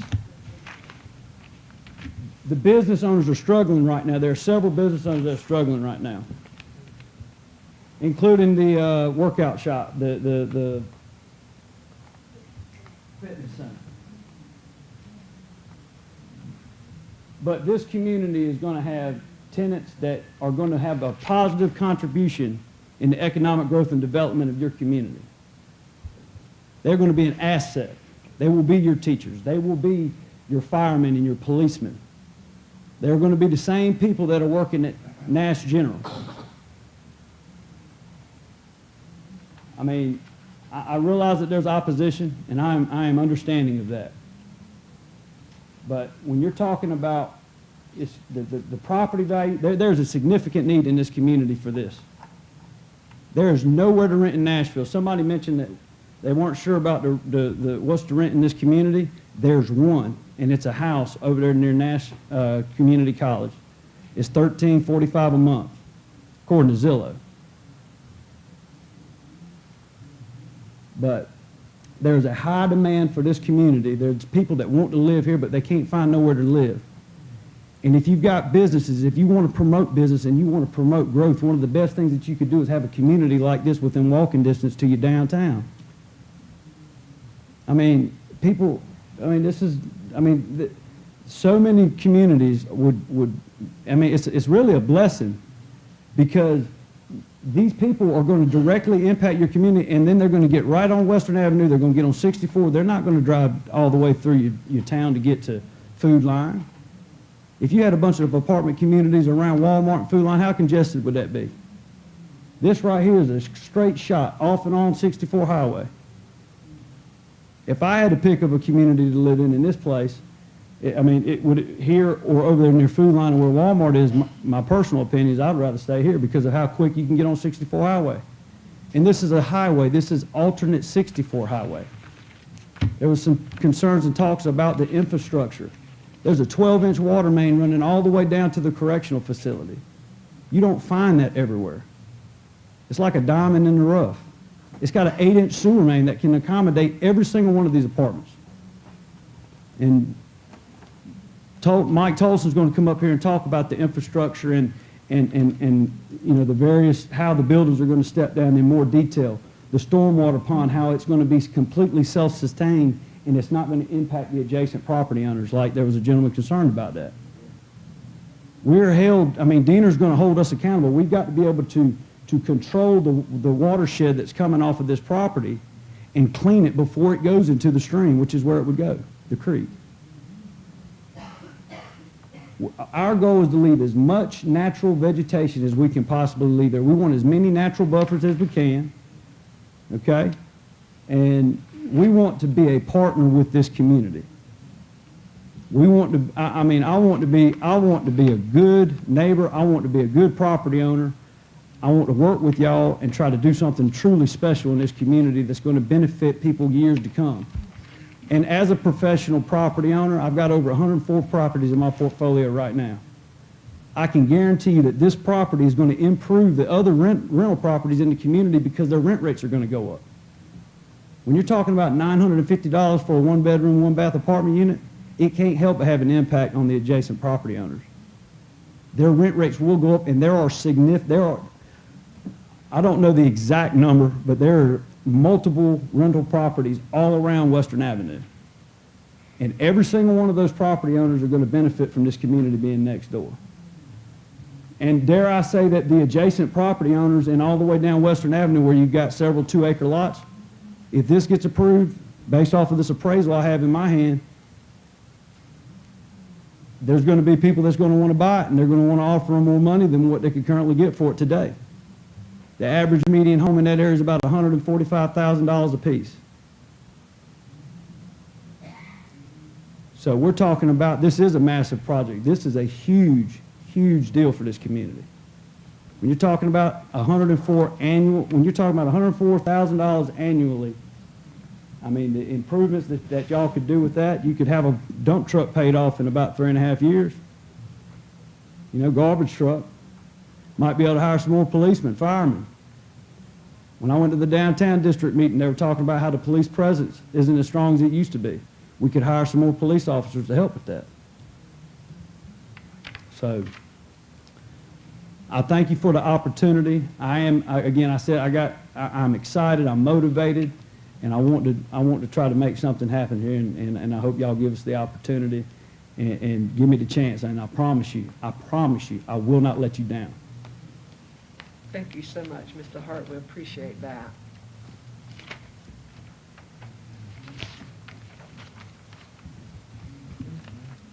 At this time, we will hear from the citizens. And remember, this, for this, it's evidence-based. So I will go down the list of the people that signed up. Mike Tolson. Good evening. My name is Mike Tolson. I am Senior and Principal Engineer and Vice President of Mackay Associates in Rocky Mount, 1667 Thomas Betts Parkway. I'm a professional engineer and professional land surveyor licensed in the state of North Carolina. I am a civil engineering background. We do site development, commercial site developments, and a lot of municipal development as well, as far as water and sewer and storm drainage and improvements to raw land and to developments like this. One thing, if I could just address a few of the concerns that were voiced in the earlier bit, I can offer some background and some things that will be included in this community that will maybe help to help people realize that this will be planned from a significant infrastructure investment. There is an existing outfall line that runs behind the property that we would be tying into. The town will not have to extend any sewer or water to the site. The developer will do all of that. We will have to go through and do a water demand, a pressure test, height and flow test for everything to be sure that we are not negatively decreasing. And with buildings this tall and coming down the hill, I don't think we'll have a problem. I think the pressures in the area support being able to serve these buildings okay, from what we can tell, but there will be water and sewer demand on the existing infrastructure that's there should not overwhelm what is there. It is poised in a very good position for all that, and if it is so needed and we need to study that, then that will be part of the approval process for construction plans and site plan approvals on that project. So we will size water main extensions, fire loops, sewer internals to be able to accommodate and not overburden the existing infrastructure. As far as stormwater is concerned, we have rules we have to follow that require us to capture all roof runoff and impervious area runoff, the asphalt, the sidewalks, the roofs, car tops, everything else. When it rains, the water runs, it's got to go somewhere. We will build a stormwater impoundment in the back of the property. This is the way the property flows currently already, and it will be outside and above the existing floodplain, outside and above the existing riparian buffer that goes along Stony Creek in the back. It will be, you can sort of see a picture of it. It may not necessarily look like that, but it will be substantial and will be able to hold a substantial amount of water in order to be able to attenuate the stormwater runoff that's going to come off those parking lots from where we are adding impervious area to the site. We're required to do that. Roof drains will come down. That's part of your ordinance. That's part of a state ordinance, and any development of this size has to account for it. As far as erosion control and sedimentation on the site during construction, we have strict rules we have to follow with that as well, and inspections that are state mandated and that are state regulated, so that we will have a state inspector come in and as we get our erosion control permit, and to maintain the measures that will keep runoff from flowing off-site or leaving the site. And the main thing, the way the site runs, it will all run towards the rear of the property, so we will be protecting that stream during the entire process and keeping those processes moving the way they should in order to comply with our permits. As far as traffic studies go, we have been in preliminary discussions with what the requirements would be with NCDOT. They have informed us of what they would require, which is potentially a turn lane along the frontage of this property, which would be able to be incorporated. But we have not gone through and seen what a traffic impact analysis or anything like definite improvements would have to be. You typically go after that when you know you've got a viable project and a viable project moving forward to go through the expense of a traffic impact if one is required. My understanding is the traffic counts on this road don't warrant a traffic impact study as they are right now, but if that is something that needs to be, we can address that as that comes up. as far as traffic and the step down on the buildings and the grading. So these buildings are 3-story. A story is typically 10 foot tall on a building. So that means to the peak of the building, if you're standing on flat land beside it, it's 30, 35 feet tall, maybe roughly 38. It just about depends on what the peak on the roof does. Bottom line is we have a site that has about 40 feet of contour on it from the front, from the road to the back. So these buildings will have to, in order to keep the excavation from being so high and so exorbitant as far as construction cost, we will have to set the buildings down. So the first building that you see will be roughly 8 feet below road grade. So you'll be riding through looking at the second floor. So the building will only look like a 2-story from the road. The way the layout works and the way these things will work, we will step down along with the grades that are along the road. We will and grade it to fit into the landscape as best we can without having to change so much of the raw land area, because every time you move dirt, it's expensive. So we do that in order to be able to try and minimize and be most effective and efficient with the development cost as we're going through the development. I'm trying to think if there's anything else I need to speak on. The step down between the two buildings side by side, that will follow the natural progression of the land as well, so that we really sort of have set these buildings down at their natural ground with a little cut to build the pads and everything, but to try and make them fit in as best as possible, because if we get back and do too much cut and fill and have to do retaining walls, that drives construction cost up as well, and we don't want to have to do that. We would rather have it be a natural grade and where it needs to go. There may be a need for a retaining wall here or there, but we'll try to minimize that so that the costs don't go up, but also so that it doesn't look unnatural in the area. Yeah, and this is the buildings are going to step down in a consistent fashion. The contours are, every 20 feet you're dropping a foot on that property. It's a very heavy relief, especially from what you see just 30 miles east of here. So I mean, it's going to look like we have a consistent product, but it will step down consistently, and by the time you get to the back property or the back building, you'll be 20 feet below the road, most likely, just depending on how we can get it graded out. And that may change a foot here or there. We don't have it designed yet, but that is the general consistent, approach to try and keeping the land looking generally the way it is. I don't know if I'm supposed to answer any questions. Okay, Do y'all go sit have down. any questions for him? Who would maintain that stormwater pond? Typically, the town would, in their oversight, and the town's not going to maintain it, the town would require an O&M agreement that gets recorded as part of it. And I'm sure you guys have that ordinance. I haven't done a development in the town in a while, but there's typically an O&M agreement that gets recorded that states that the property owner is required to inspect it, maintain it, keep it mowed, and do all the things to make it a viable stormwater structure, because it's known as an engineered stormwater structure that is meant to hold the water back and let it out over a certain amount of time so that it's not overwhelming the stream below it.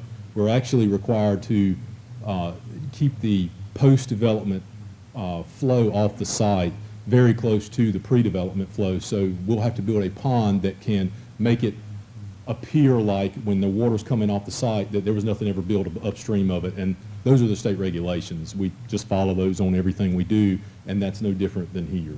You'd have a pond that has grass and a fence around it, most likely, and wetland plants and things like that, but it'll get mowed and maintained just with the rest of the property as part of the development, not part of the town's responsibility. The town will probably, and Randy, I don't want to misspeak, but the town will probably just require an inspection of it by a licensed engineer once a year to make sure that it is in compliance with the original site development plan. That's typically how it is done. I noticed that there's a playground back there also. Yes, ma'am. What kind of area would there be between the playground and the stormwater pond? Well, the pond would likely have to be surrounded by a fence just for insurance purposes. I don't know that the town has a requirement for that, but there would be a barrier and certainly